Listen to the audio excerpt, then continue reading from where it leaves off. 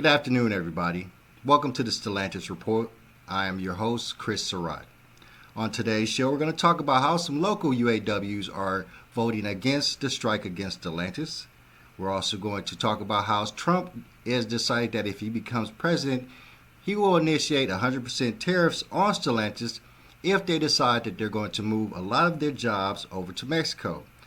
And last but not least, we're going to talk about how BYD continues to make inroads into the U.S. economy by appointing a member of Stellantis to its team. First up, we're going to talk about how a local UAW out in Indiana, where Fane is from, Kokomo, has decided it is going to be against the upcoming strike against Stellantis. Let's check it out. All right, and of course, this is from the Bloomberg Report by Gabriella Coppola. United Auto Workers President Shawn Fain's hometown local in Kokomo, Indiana, failed to authorize a strike against Stellantis new NV, setting back his efforts to pressure the automaker to abide by investment pledges it made at the end of a 6-week walkout last fall. A vote held on October 25th at UAW Local 1166, which represents the company's Kokomo casting plant, failed to get the two-thirds support required to authorize a strike, according to an email from Stellantis sent to employees Monday. As a result, Local 1166 withdrew a grievance it had filed over Stellantis' plan to delay investment in a new auto parts hub and assembly plant in Illinois, said the email, sent by Senior Vice President of Human Resources Toby Williams. Stellantis declined to comment beyond confirming the accuracy of the email, a copy of which was obtained by Bloomberg News. The UAW didn't immediately respond to a request for comment. Union leaders Fane, who began as an electrician at a Chrysler casting plant in 1994, grew up in Kokomo, north of Indianapolis. Stellantis and the UAW have been wrangling over the company's investment plans for months. The union is threatening to walk off over delayed investments in last fall's contract, including a promise from Stellantis to reopen a shuttered plant in Belvidere, Illinois. The car maker has pointed to a slowdown in demand for electric vehicles as a change that has prompted a revision in its production plans. It said it has a right to delay investments at manufacturing facilities if business reasons justify such actions. The UAW has filed federal unfair labor practices charges with the National Labor Relations Board, accusing the company of stonewalling plans on product commitments. The company has sued the union, saying the strike threat is illegal. After the vote at Local 1166, another local in Kokomo that represents the Stellantis transmission plant canceled its planned vote on strike authorization, according to the Stellantis email. Local 230 in Los Angeles, which represents a parts distribution hub and was the first UAW local to vote in favor of a strike, also withdrew its grievance over the delayed investment in Belvidere, the email said. The failed vote in Kokomo doesn't mean the International Union can't go on strike, but it weakens its position politically, said Art Wheaton, Director of Labor Studies at Cornell University's School of Industrial and Labor Relations. If they're failing votes and not reaching the two-thirds, that means this may not be the issue they want to test and go out on strike for, he said. Usually for a strike authorization, you want in the 90s range, Wheaton said.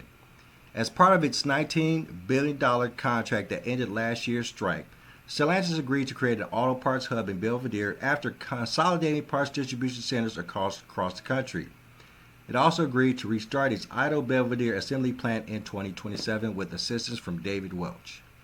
This shows that there are a lot of locals that are against the strike. They have decided and they can foresee that the strike was the problem from the beginning and caused all the problems that they're having now. They're continuing to see that these strikes not only lead to layoffs within their company, and that is what they ultimately want to avoid.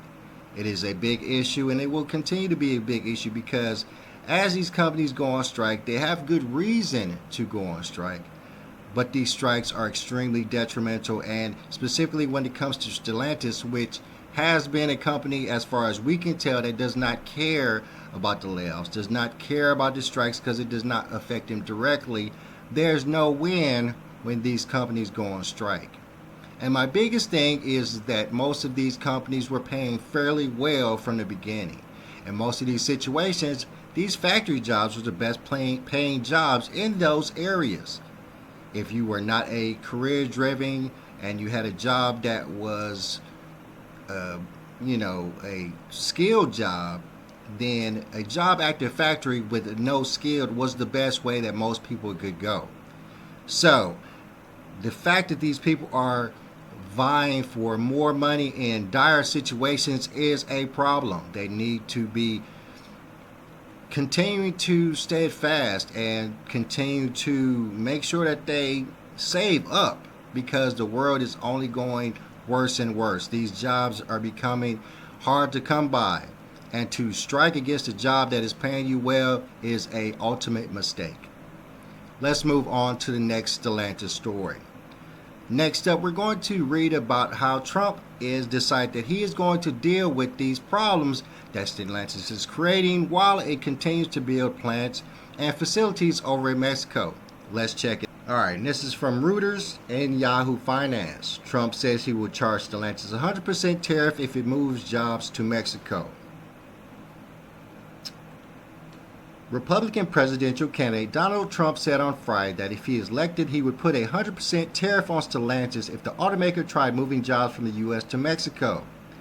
He was speaking at a rally in the battleground state of Michigan, where another speaker said the company was sending vehicles made by Chrysler, which is owned by Stellantis, to Mexico. Tell Stellantis that if they plan on moving, we're going to charge them a 100% tariff on every car, and they won't move, Trump said. All right, now that was quick and short to the point. And of course, with this being election season, it is important that these presidential candidates decide that they do a lot to say about the automotive industry. In particular, for me, it is of utmost importance that the new president has a good eye on the automotive industry and is moving forward to correct the problems that we're seeing, because we're seeing quite a lot of problems, particularly when it comes to the EV vehicle situation and the influx of vehicles from other countries that are causing major problems with the U.S. automakers that we have here.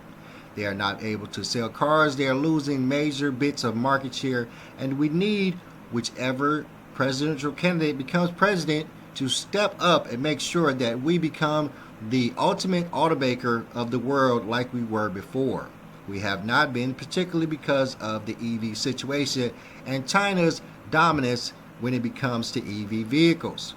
We must be vigilant when it comes to making sure that as a country we stop the import of automakers' vehicles and continue to make rise of the automakers that we have here in our country, and continue to make sure that our people here in our country is deciding to buy our vehicles. Let's continue. Last but not least, my friends, as always, we talk continuously about BYD. BYD is one of the steadfast competitors of the EV system here in the U.S. It continues to dominate. It has been greater than Tesla. It has showed greater revenue than Tesla this year. And it continues to forecast to be one of the great EV marketers and EV sellers around the world. And to keep that going, BYD has decided that it is, in an attempt to get its foot into the U.S. automakers, has decided it is going to move and appoint a former Stellantis exec as one of its members of its board. Let's check it out. And of course, this is a Reuters story on Yahoo Finance. BYD appoints former Stellantis UK chief Davino to push European expansion.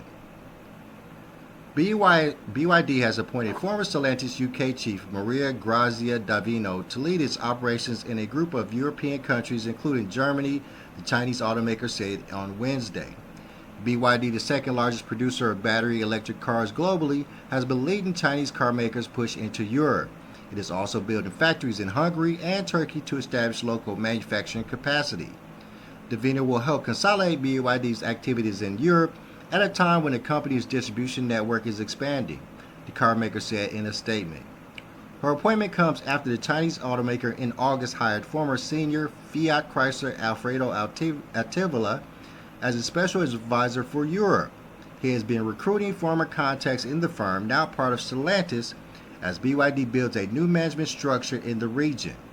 Davina, who became Stellantis UK chief in September last year, had previously covered several positions within the group and its predecessor Fiat Chrysler since 2013. She will take the role of regional managing director for Germany, Switzerland, Poland, Austria, and Czech Republic starting from December 1st, BYD said. This month, BYD appointed Alessandro Grosso, Stellantis' sales vice president for Italy, as its new country manager for Italy. BYD this month also picked Alberto Di Azza, managing director for Stellantis brand Peugeot in Spain and Portugal, as its new head for Spain. Wow. All right. That, my friends, is the icing on the cake when it comes to Stellantis, and me talking about how BYD has its foot in Stellantis and is the future owner of Stellantis. Look at that. BYD has bought or grabbed at least 3 executives from Stellantis in multiple parts of the earth. Wait till they get a executive for Stellantis here in America. Oh wait, does America have any Stellantis executives? I don't think they do, because Stellantis is a foreign entity. The fact that Stellantis was allowed to buy the Chrysler, Dodge, Jeeps of the world has destroyed us, and has been a plan all along to destroy us, and we have to see that to be true. With the simple fact that Stellantis has buildings and factories over in Mexico and is closing factories here in the United States and building new facilities over in Mexico, proves that ultimately they are going to get out of the U.S. automaker market. They're going to sell off these U.S. automakers, probably to BYD as it looks, and move on, particularly to use the money to build up their foreign companies, the Peugeots of the world. I've been saying this for quite some time. I knew that BYD is making inroads into the U.S., and I knew that Stellantis was the way they were going to do it, and this is ever more proof that that is what's happening. If we do not do something quickly, BYD will own Chrysler, Dodge, Jeep. They will own all of these entities, and I don't care, honestly, if they do own these companies, as long as they take the time to build those companies here in America. As long as they put the money into building the factories for these companies here in America, so that we benefit. Stellantis has destroyed all of these companies, and it continues to. We still continue to see miraculous layoffs at these factories. All of the factories in Michigan have had layoffs, and it continues to grow, and it continues to get worse. We have to, as a country, rebuild our U.S. automakers to a point where they were before, the top line automakers of the world. I'm your host, Chris Surratt. Thank you for tuning in to another edition of the Stellantis Report, and I'm out. Peace.